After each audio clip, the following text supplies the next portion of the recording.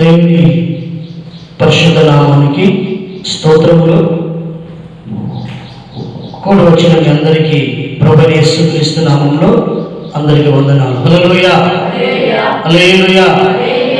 ఈరోజు ప్రభు మనతో మాట్లాడే తన శ్రేష్టమైన కృపను, విస్తారమైన కృపను ఒకసారి మనము ప్రభు సన్నిధిలో ధ్యానం చేసుకుందాం.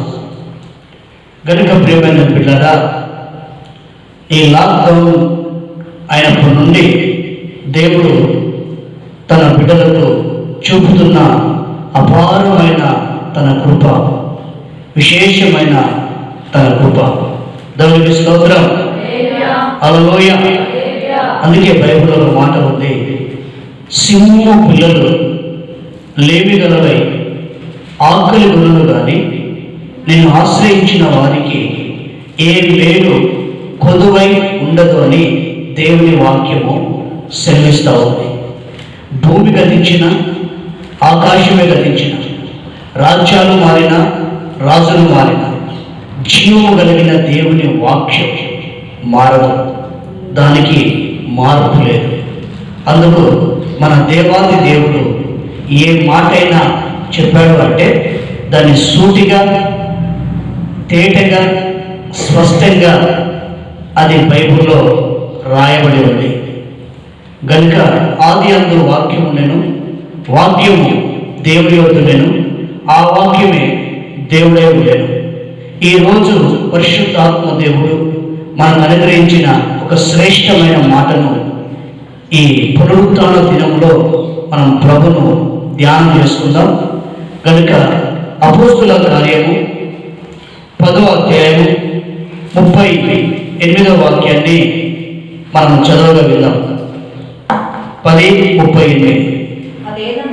అదేదనగా దేవుడు నజరేయుడైన యేసును పరిశుద్ధాత్మతోను శక్తితోను అభిషేకించినననగా దేవుడు ఆయనకు తోడైండను గనుక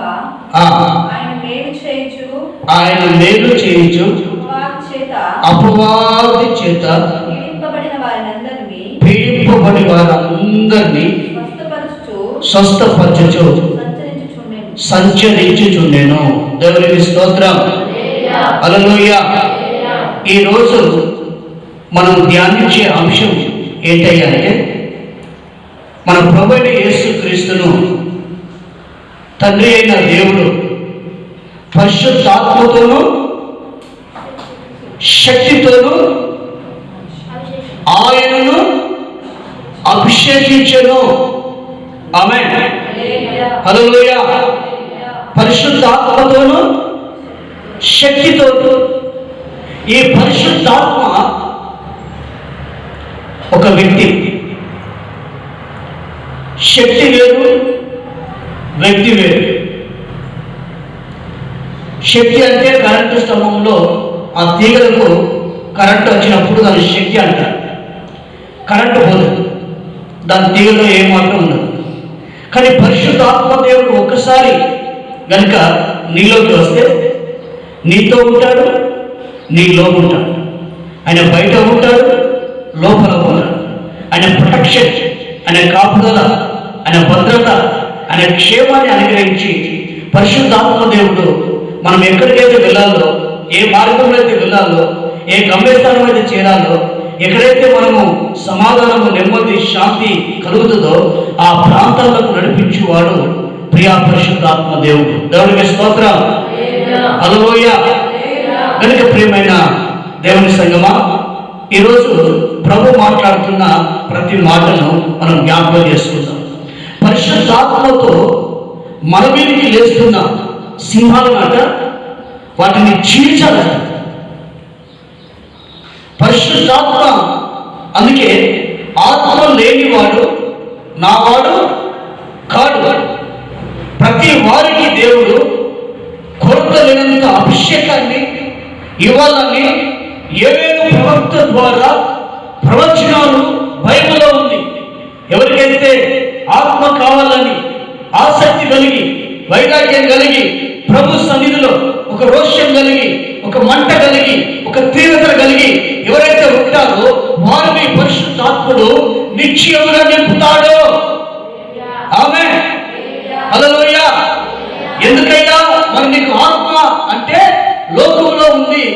సాతాను నీలో ఉండాలి పరిశుద్ధాత్మ దేవుడు. ఆమేన్. యోహాను సువార్త 1 యోహానులో అంటాడు, లోకమంతా దుష్టుని వశంలో ఉందని మనం ఎరుగుదాము.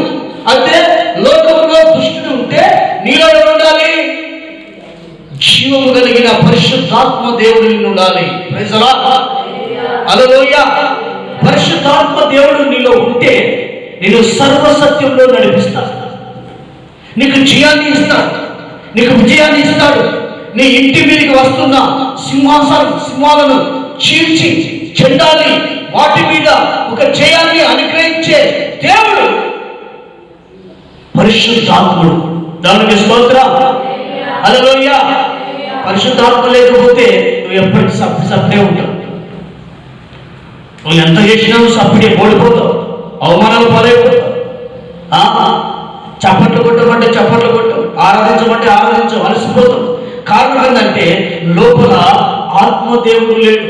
ఎందరైతే ఆత్మ చేత నడిపింపబడతారో వారందరట దేవుని పిల్లలకు దేవుడు వారికి అధికారం ఇచ్చెను. ఆమేన్. ఆత్మ లేనివాడు నా వాడు కాడు. అందుకే యేసు క్రీస్తు వారట పరిశుద్ధాత్మతో, చూసారు, యేసు క్రీస్తు వారట పరిశుద్ధాత్మతోను శక్తితోను పీడింపబడుతున్న ప్రజలకు విడుదల ఇచ్చుటకు ప్రభువైన యేసు క్రీస్తు వారు లోకంలో ఆయన పరిచర్య ప్రారంభించాడు. ఆమేన్. హల్లెలూయా. ప్రతి ఒక్కరికి భయంకరమైన జబ్బులు, భయంకరమైన రోగాలు, భయంకరమైన వ్యసనాలు, పాడు అలవాట్ల నుంచి విడిపించి పరిశుద్ధాత్మ దేవుడు ఒక్కొక్క వ్యక్తిని మానవ విలువలు కలగజేసి మనిషిగా మారు మనసు ఇచ్చి మనిషి యొక్క మనుగడను దేవుడు పెంచాడు. గనుక ప్రియమైన బిడ్డలారా, ఇంటి మీదికి వస్తున్న సింహం, ఈరోజు నీ ఇంటి మీదికి ఏ సింహం వస్తుందో ఆ సింహాన్ని నువ్వు పసిగట్టాలి, ఆ సింహాన్ని నువ్వు గుర్తించాలి. ఆ సింహం ఎలాంటి సింహమో తెలుసా? నీకు నీ దేవునికి దూరంగా చేసే, అది ఏ సింహం అయినా సరే, అది ఏ సాతానైనా సరే, ఏ వ్యతిరేకత అయినా సరే, ఏదైనా సరే, దాన్ని నువ్వు చీల్చగలిగితే, దాన్ని చెండాలగలిగితే నీవు ఒక జయాన్ని ఇస్తాడు దేవుడు. ఆమేన్. ఆమేన్. చూడండి ప్రేమ బిడ్డలారా, దావీదు బాలుడు అప్పుడే దేవుని చేత అనగా ప్రవక్త అయిన సమూయేలు ద్వారా అభిషేకించబడినవాడు. అప్పుడప్పుడే అభిషేకించబడినవాడు, కానీ మహారోషం కలిగినవాడు, పౌరుషం కలిగినవాడు, వైరాగ్యం కలిగినవాడు, మంట కలిగినవాడు. తన ప్రజలను ఏమన్నా కూడా సహించలేడు, ఓర్చుకోలేడు, భరించలేడు. కారణం ఏంటంటే ఆయన మీద అభిషేకం ఉంది, ఆయన మీద అభిషేకం ఉంది. Praise the lord. Praise the lord. అన్నదలకు అడిగినోడు కాదు, రోషం కలిగి ప్రార్థన చేస్తాడు, పౌరుషం కలిగి యుద్ధం చేస్తాడు, తన ప్రజల కొరకు ప్రాణమైన అడ్డుగా పెట్టగలిగిన ఒక సామర్థ్యం కలిగిన వ్యక్తి. దేవునికి స్తోత్రం. దేవునికి స్తోత్రం. ఒకరోజు జరిగిన విషయం ఏంటంటే, గొర్రె పిల్లను నోట్లో పెట్టుకుని సింహం పట్టేసింది. రెండు, ఈ గదువ, ఈ పైరు రెండు పట్టేసింది. సింహాన్ని, గొర్రె పిల్లను పట్టేసినప్పుడు అప్పుడు దావీదు అభిషేకింపబడిన వాడు కనుక సింహము కంటే వేగముగా పరిగెత్తి సింహాన్ని పట్టుకొని, దాని చూరును పట్టుకొని, గడ్డాన్ని పట్టుకొని, ఇటు వాటాన్ని మొత్తం మీద దాని నోరును తెరిచి ఆ లోపల ఉన్న గొర్రెను కాపాడిండు. Praise the lord. Praise the lord. గనుక ప్రేమతో బిడ్డలారా, ఈరోజు నీకు నీ యేసయ్యకు అడ్డంగా ఉన్న అది ఏ సింహమైనా సరే, అది ఏ వ్యతిరేకత అయినా సరే, దాన్ని ఏం చేయాలి? నువ్వు చీల్చి దాని నుంచి గొర్రె పిల్లలు ఏ విధంగా అయితే విడిపించాడో దావీదు, ఆ విధంగా నీ కుటుంబాన్ని నువ్వు విడిపించాలి. నీ కుటుంబానికి రక్షణ లేదు, నీ కుటుంబానికి మారు మనసు లేదు, నీ కుటుంబానికి విడుదల లేదు. నీ కుటుంబం అంతా ఎక్కడున్నా తెలుసా? సింహము నోట్లో ఉన్నట్టుగా ఉన్నారు. సింహం బోరులో ఉన్నట్టుగా ఉన్నారు. సింహం నోట్లో ఉన్నా దాన్ని విడిపించాలి అంటే నీ మీదికి ఒక అభిషేకం రావాలి. Praise the lord. హల్లెలూయా. నీ మీదికి అభిషేకం రాలేదనుకో, నువ్వు అభిషేకించబడలేదనుకో, పరిశుద్ధాత్మ పొందలేదనుకో, వాళ్ళందరూ ఎక్కడున్నట్టు? సింహము నోట్లో ఉన్నట్టు. ఇది మొదటి సింహం. దీన్ని ఫస్ట్ మనం జయించాలి. జయిస్తే నీ కుటుంబానికి విడుదల, నీ కుటుంబానికి రక్షణ, నీ కుటుంబం ప్రభువును ఆరాధిస్తుంది, నీ కుటుంబం ప్రభువును స్తుతిస్తుంది, నీ కుటుంబం అంతా దేవుని ఆ రాజ్యంలో దేవునికి స్తోత్రం. అక్కడ ఉండడానికి దేవుడు కృపణిస్తాడు. గనుక ఆ చదవని మాట మొదటి సమూయేలు 17వ అధ్యాయం 34వ వాక్యం. అందుకు దావీదు సౌలుతో ఇట్లనెను, నీ దాసుడనైన నేను నా తండ్రి యొక్క గొర్రెలను కాయుచుండగా సింహమును ఎలుగు పట్టు వచ్చి మందలో నుండి ఒక గొర్రె పిల్లను చూసినావా? ఆల్రెడీ మందలో నుండి ఒక గొర్రె పిల్లను ఎత్తుకొని పోతా ఉంది. మంద చూసావా? నీ ఇంట్లో నుంచి గొర్రె పిల్లను అమ్మా స్తోత్రం హల్లెలూయా. నీ ఇంట్లో నుంచి గొర్రె పిల్లను ఎత్తుకొని పోతుంది. ఎందుకు? బలహీనంగా ఉంది, బక్క చిక్కిపోయింది, వాక్యం లేదు, సావాసం లేదు, ప్రార్థన లేదు, పరిశుద్ధత లేదు. ప్రార్థన, పరిశుద్ధత, వాక్యం లేని గొర్రెలే ఆ నోట్లో పడతాయి, నోట్లో పడతాయి. ఏం లేదు? ప్రార్థన లేదు, ఏం లేదు? సహవాసం లేదు, ఏం లేదు? వాక్యం లేదు. ప్రతిరోజు ఏం చేయాలి? గుడ్డి వాళ్ళు చదువుతలే అంటే లెక్క ఉంది. మరి కళ్ళున్నోళ్ళు ఏం చేయాలి? కళ్ళున్నోళ్ళు అంటే చదువుకున్నాడు. చదువుకున్నోళ్ళు ఏం చేయాలి? బైబిల్ చదవాలి, ప్రార్థన చేయాలి, వాక్యాన్ని ధ్యానించాలి. అప్పుడే నీకు జయం, అప్పుడే నీకు విజయం. లేకపోతే సాతాను అనగా సింహం నోట్లో పెట్టుకొని అది ఎత్తుకొని పోతుంది. ఇది మొదటి పాయింట్. రెండో సింహాన్ని కూడా జయించాలి. రెండో సింహం ఏం తెలుసా? ఆ సింహం ఎక్కడుందో తెలుసా? హిమములో ఉంది. ఎక్కడ? హిమము. అమ్మా ఎక్కడుంది? హిమము. హిమము అనగా మంచు. మంచు, మంచులో ఇప్పుడు సింహం ఉంది. మంచులో ఉన్న సింహం అది అవపడదు. అది రహస్యంగా ఉంటుంది, రహస్యంగా ఉంటుంది. సింహము మంచులో ఉంది, కానీ ఆ మంచు పడ్డ కారణాన్ని బట్టి ఆ సింహము ఎవరికి కనబడదు. అయితే ఇప్పుడు ఆ సింహాన్ని జయించాలని చూడండి ప్రేమ బిడ్డగా, జమ్మూ కాశ్మీర్లో ఉదంపూర్, పత్రిక ఆ ప్రాంతాలకు మనం వెళ్తే ఆడ మంచు విస్తారంగా పడ్డది. మన పక్కపొడున్న వ్యక్తి కూడా మనకు కనపడదు, అంత మంచు పడుతుంది. ఈ సింహము కూడా మంచులో ఉండదు. మంచు చదువుదాం మొదటి వాక్యాన్ని.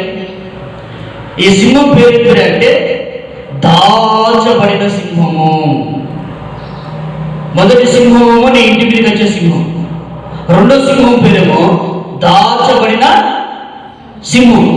ఈ దాచబడిన సింహాన్ని కనుక మనం చీల్చలేదనుకో, దాచబడిన సింహాన్ని, అది ఏం తెలుసా? మనల్ని చీలుస్తుంది. సింహాలు కూడా గుణం ఏంటిది? దేవుడు ఫస్ట్ మనకు అవకాశం ఇస్తున్నాడు. నీవు దాన్ని చీల్చు. ఒకవేళ నీవు దాన్ని చీల్చని వేళ అది నిన్ను చీలుస్తాడు. ఇది పక్క. మొదటి దినవృత్తాంతము 11వ అధ్యాయము 22వ వాక్యం. ఆ లాస్ట్ మాట చదవండి. 11:22.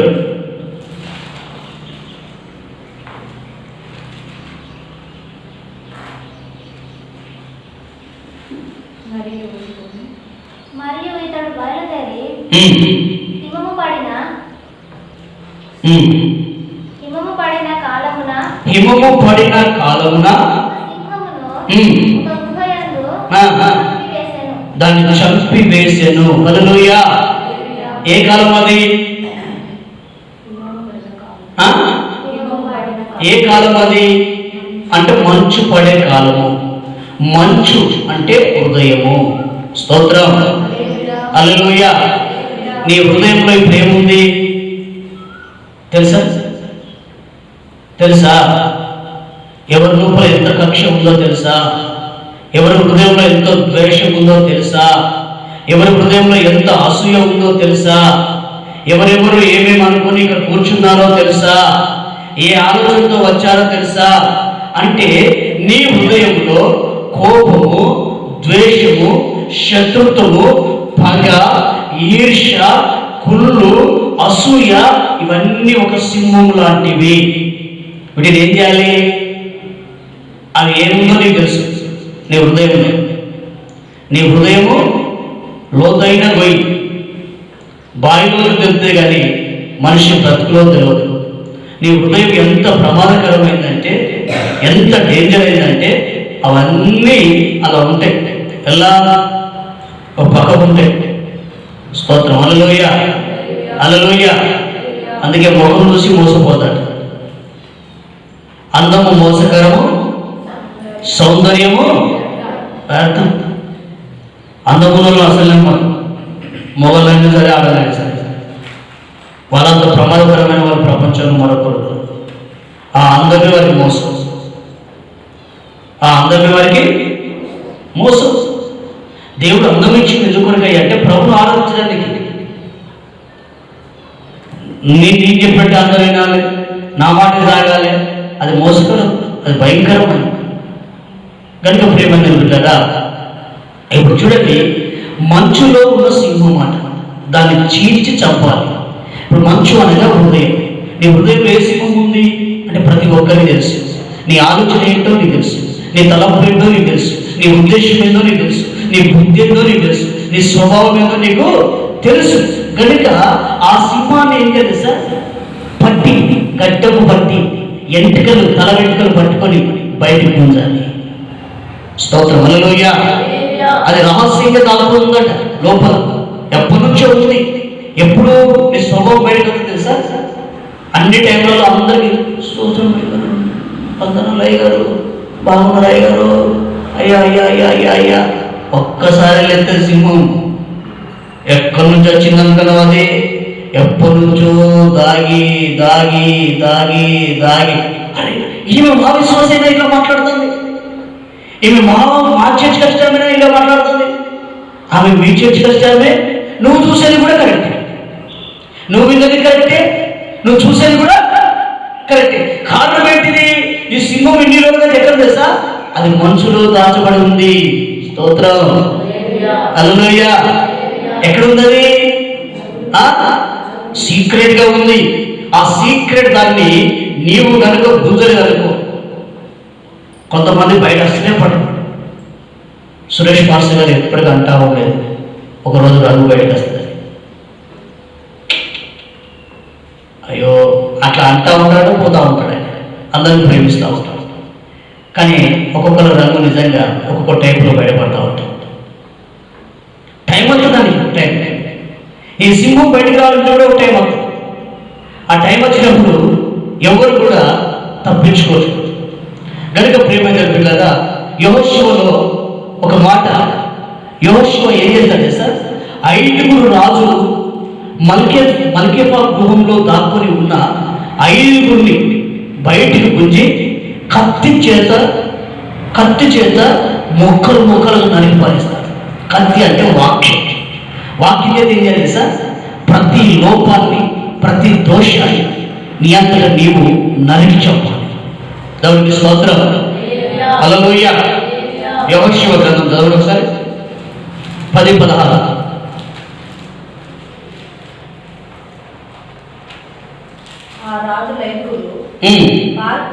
పారిపోయి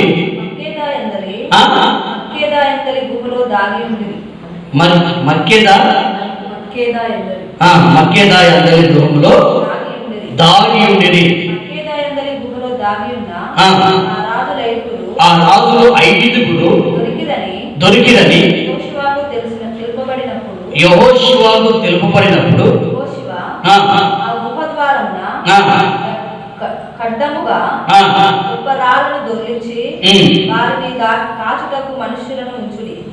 మీ దేవుడైన యెహోవా మీ శత్రువులను మీ చేతికి అప్పగించి ఉన్నాడు కనుక వారిని తమ పట్టణములోనికి మరలా వెళ్ళనీయకుండా మీరు నిలువక వారిని తరిమి వారి వెనుకటి వారిని కొట్టివేయుడని. హల్లెలూయా. వారు బొత్తిగా నశించు వరకు యెహోషువయు ఇశ్రాయేలీయులను బహుజన సంహారము చేయుట కడతీర్చిన తర్వాత వారిలో మిగిలి ఉన్న వారు ప్రాకారము గల పట్టణములలో దొచ్చిరి. స్తోత్రం. హల్లెలూయా. హల్లెలూయా. వాళ్ళను తరిమి కొట్టాలట. ఏం చేయాలంటే తరిమి కొట్టాలి. ఎవరిని కొట్టాలి?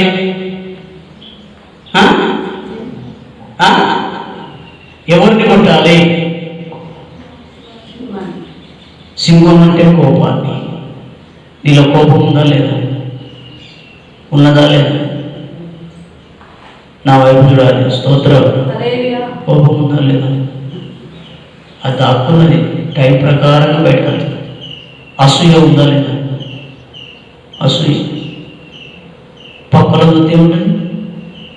నీకంటే మంచి డ్రెస్సెస్ వచ్చినట్టు కొన్ని కళ్ళు ఉంటాయి. నీ కళ్ళు మంచిది కాదు కదా, నీ బుద్ధి మంచిది కాదు కదా, నీ స్వభావం మంచిది కాదు కదా అంటే దాన్ని ఏమంటారు? అసూయ అంటారు. ఇవన్నీ ఉంటాయి. వీటన్నిటిని ఏం చేయాలి తెలుసా? బయటికి తీసుకొని రావాలి. వాటిని చంపకపోతే అది నేను చంపుతాను. రేపు వివాహం అయిన తర్వాత అనేకమైన కోరికలు నేను ఉన్నాయనుకో, అప్పుల పాలు అవడం, అవమానాల పాలవడం, పక్కలో పేద ఎల్సీడీ ఉన్నది మనకెందుకు లేదు అన్నావా, అయిపోయింది. స్టార్ట్ అయింది. సింహం వచ్చేసిందా లేదా? స్టార్ట్ అయింది. ఏ స్థితిలో ఉన్నానో తృప్తి కలిగి ఉండాలంట. తృప్తి. స్తోత్రం. ఈ సింహాన్ని చీల్చకపోతే ఆ సింహం నిన్ను చీల్చుతుంది.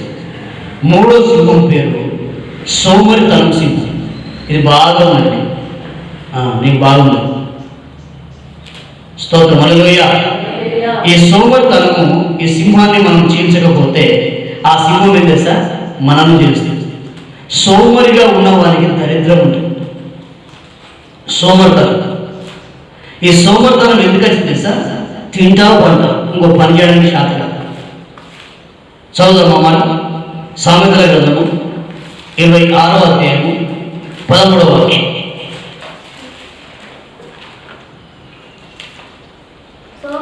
సోమరి దారిలో సింహమున్నదనెను,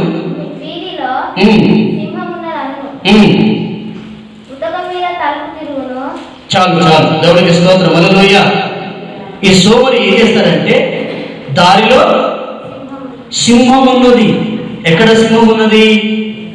దారిలో సింహం ఉన్నదని ఈ సోమరితనం చేత ఆ సింహం ఉన్నదని భయపడుతూ వణుకుతూ దేవుని సన్నిధికి రాక సోమరితనం. ఆమె హల్లెలూయా. అందుకే యేసు ప్రభువు అన్నాడు సామెతల గ్రంథంలో, ఓ సోమరి నువ్వు చీమల యొద్దకు పోవన్నాడు. చీమలు ఎప్పుడు పని చేసుకుంటాయి? చీమ మీద ఎంత ఉంది? మరి నడిపించే నాయకుడు లేడు. 6:6. సోమరి చీమల యొద్దకు పోవాలి. కనిపెట్టి జ్ఞానము తెచ్చుకోను. జ్ఞానం. వారికి నాయకుడు లేకునను, పై విచారణకర్త లేకునను, అధిపతి లేకునను, అది వేసవి కాలం అందు ఆహారము సిద్ధపరచుకును, కోతకాలం అందు ధాన్యము కూర్చుకును. ఎంతకాలం పడుకుంటాం? ఓ సోమరి, ఎప్పటికి పడుకోండి సోమరి. స్తోత్రం. హల్లెలూయా. హల్లెలూయా. సోమరి ఎంతకాలం పడుకుంటావు? వర్షకాలం పడుకోండి, చలికాలం పడుకోండి, ఎండాకాలం పడుకోలేడు. ఇక నీకు పంట వచ్చేది ఎప్పుడు? నీకు భోజనం వచ్చేది ఎప్పుడు? సోమరి చీమల యొద్దకు పోయి వాటిని చూసి జ్ఞానం తెచ్చుకోమన్నాడు. చీమలకున్న మైండ్ ఎంత చిన్న మైండ్, నీకున్న మైండ్ మనకు తాటికి అంత ఉంటుంది తల. ఆ తలలో అరకిలంత మైండ్ ఉంటుంది. కానీ చీమలు ఉంటాడు, నాయకుడు లేడు. ఆయన అవి ఏం చేస్తూ ఉంటాయి, అవి ఏం చేస్తూ ఉంటాయి, చక్కగా నడుస్తూ ఉంటాయి. చీమలకు నాయకుడు లేకపోయినా నడిపింపుకు అప్పగించుకున్నాయి. చూసినావా? మీకు పాస్టర్లు ఉన్నా కూడా చర్చించారు, పాస్టర్లు ఉన్నా కూడా పరిశుద్ధాత్మ పొందుకోరు, పాస్టర్లు ఉన్నా కూడా పాటలు పాడరు, పాస్టర్లు ఉన్నా కూడా సపట్లు కొట్టరు, పాస్టర్లు ఉన్నా కూడా మీ ఇష్టానుసారమైన పనులు చేస్తారు. అంటే చీమలకు ఉన్న జ్ఞానం కూడా సోమరులకు లేదు. స్తోత్ర హల్లెలూయా. పాస్టర్ ఉన్నా నువ్వు పాడవు, నువ్వు చప్పట్లు కొట్టు, నువ్వు బైబిల్ చదవవు, అంటే నీకు ఇష్టమైన పని చేస్తావు, కానీ దైవ నడిపింపుకు మాత్రం నువ్వు అప్పగించుకోవచ్చు.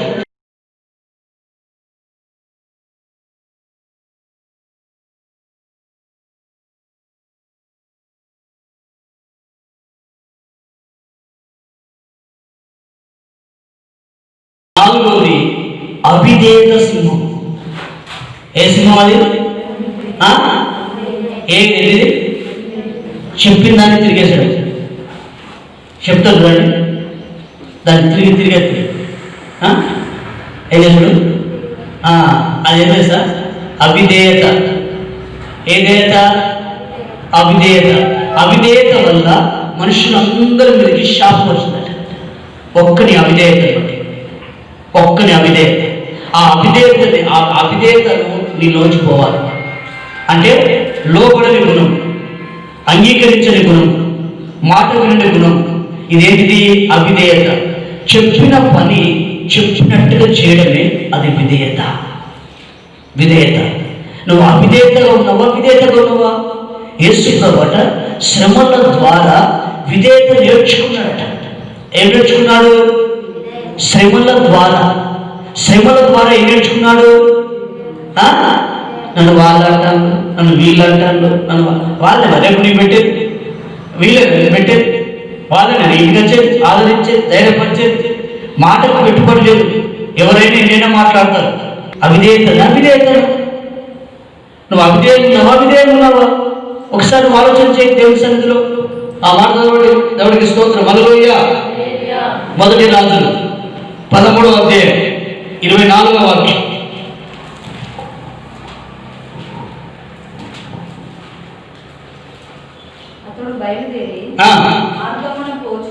మార్గమున పోచుండగా ఎదురుపడి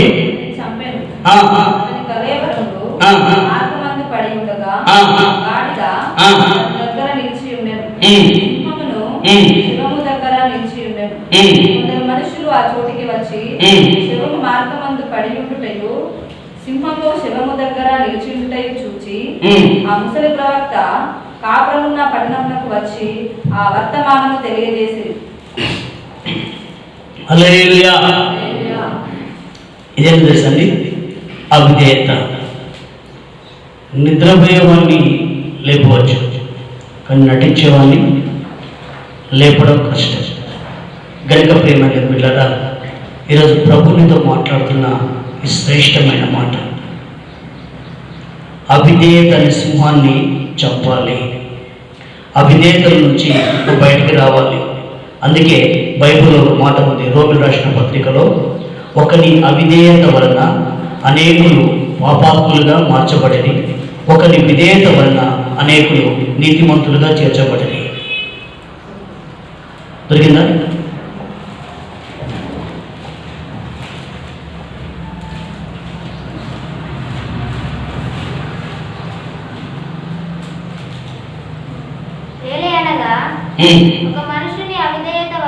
ఒక మనిషిని అవిధేయత వలన అనేకులు పాపులుగా ఎలా చేయబడిరో అలాగే ఒకని విధేయత వలన అనేకులు దేవునికి స్తోత్రం, దేవునికి స్తోత్రం. చూసారా ఎంత క్లియర్గా పరిశుద్ధాత్మ దేవుడు ఆడ రాయబడిందో. 5వ సింహం పేరు నటించే సింహం. ఏంటండి? ఇది చాలా ప్రమాదకరమైనది, నటించే సింహాలు. ఒకరోజు ఒక ఊరికి వెళ్తున్నాను.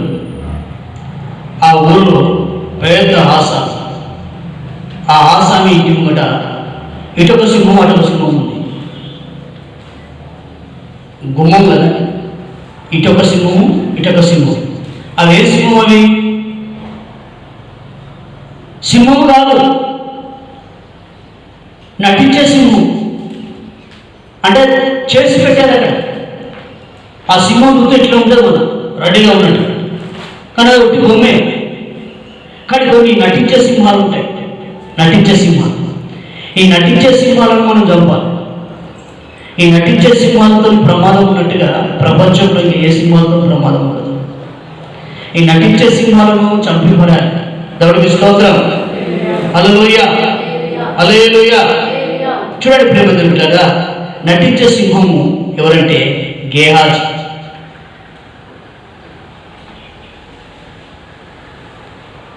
ఈ గేహాజీ ఎవరు? నటించే సింహం.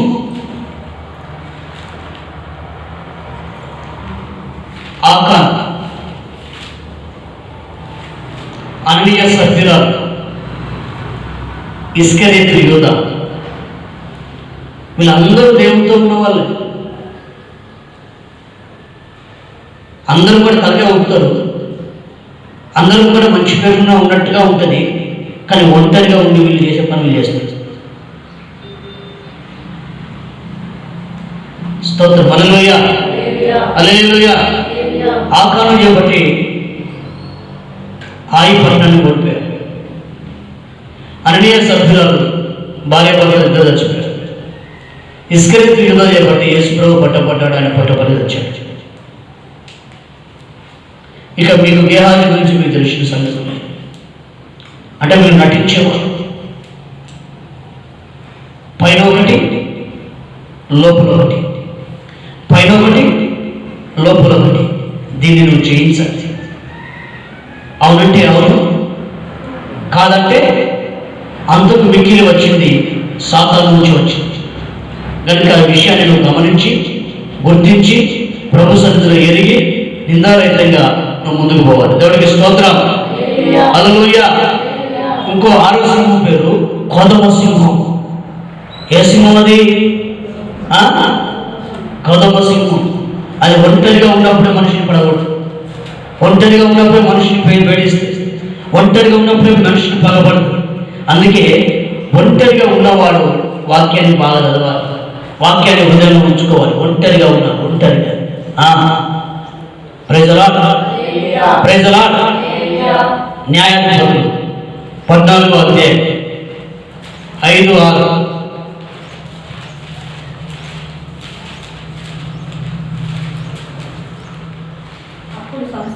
అప్పుడు సంసోను తన తల్లిదండ్రులతో కూడా పోయి ద్రాక్ష తోటల వరకు వచ్చినప్పుడు కొదమ సింహము వచ్చింది. యెహోవా ఆత్మ అతన్ని ప్రేరేపించగా తన చేతిలో ఏమీ లేకపోయినను మేక పిల్లలు చీల్చినట్లు. ఆమేన్, హల్లెలూయా, హల్లెలూయా. ఈ కొదమ సింహం ఎందుకంటే తెలుసా? ఒంటరిగా ఉన్నప్పుడు నేను పడగొట్టడానికి వస్తుంది, నేను పతనం చేయడానికి వస్తుంది, నేను పాడు చేయడానికి వస్తుంది. ఆమేన్, ఆమేన్. అప్పుడు కనుక దేవుని అభిషేకం నీ మీద లేదనుకో, దేవుని ఆత్మ నీ మీద లేదనుకో, ఆ సింహానికి నువ్వు ఏమైపోవాలి తెలుసా? బలైపోవాలి.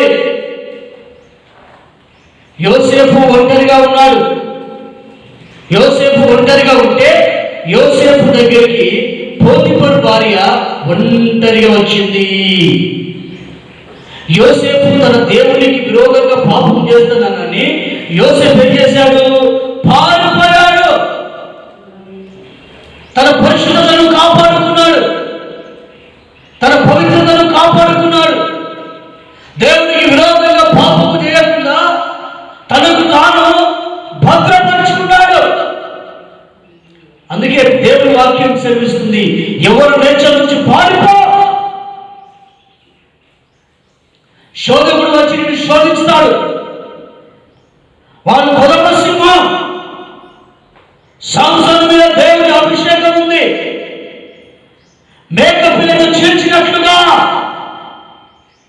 దాన్ని చీల్చి దాని మీద ఒక జయాన్ని పొందాడు సాంసన్.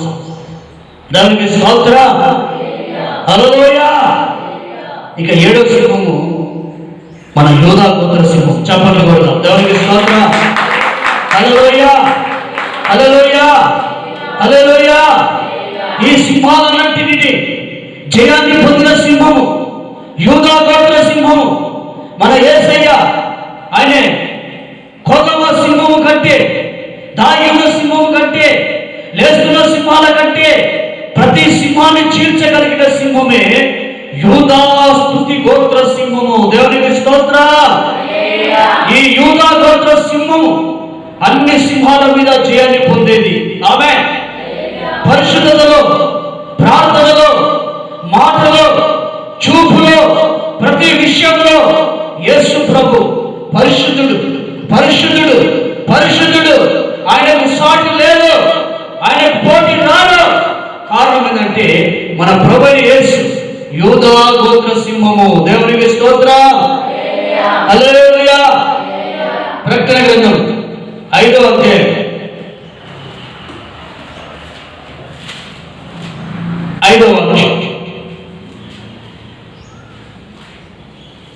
ఆ పెద్దలలో ఒకడు ఏడువకుము, ఇదిగో దావీదుకు చిగురైన యూదా గోత్రపు సింహము, యూదా గోత్రపు సింహము 7 ముద్రలను తీసి. చూసినావా?